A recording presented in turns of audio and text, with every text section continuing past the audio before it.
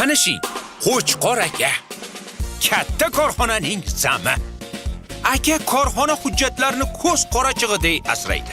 Ha, aka bola, ishgami? Doimo o'zi bilan olib yuradi. Mana, hozir ham Qoq jaziramada qo'shni qishloqdagi idora tomon yo'l oldi. Qani, namichi itarasiz? Sal yurishinglar. Ha, shu o'lgur hujjatlarni pochtadan yuborsa bo'ladi-ku dersiz, ha? Yo, birovning nazari tegishi mumkin.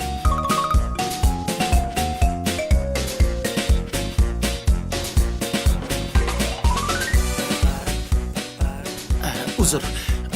Voy, kechirasiz yaxshi qiz. Bu esa idoraning allichkasi. Отчет paytida uning oyog'idan o't chaqnaydi.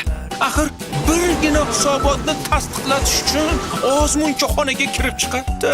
Xato ketgan bo'lsa bormi? Allah! Bu esa Anvar Komilovich. Uning orzusi dunyo kezish. Bo'ldimi? Ha, bo'ldi. Ammo bir lekini borda. Rahbar ta'tilga chiqsa, kerakli hujjatlarga kim imzo chekadi? Xo'sh, Indalosiga o'ta qolmadingda. Muammolaringiz yechimi Ijro.go.uz. Idoralar aro hujjatlar almashinuvi. Bu tizim orqali siz o'z hujjatlaringizni xavfsiz yuborasiz va uning qayerda va qay holatda ekanligini kuzatib turasiz. E-xat bilan esa xatlaringizni tez va xavfsiz yuborasiz. Xavotir olmang. Maxfiy kod sabab nomangizni siz va qabul qiluvchidan boshqa hech kim ocha olmaydi.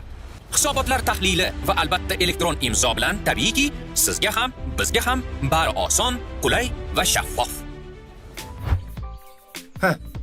Bo'larkan-u.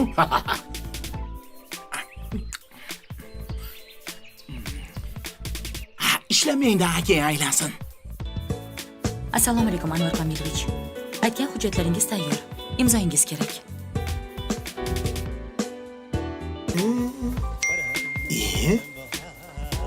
Alichka bu. Bo'ldimi? Shumi? Ana.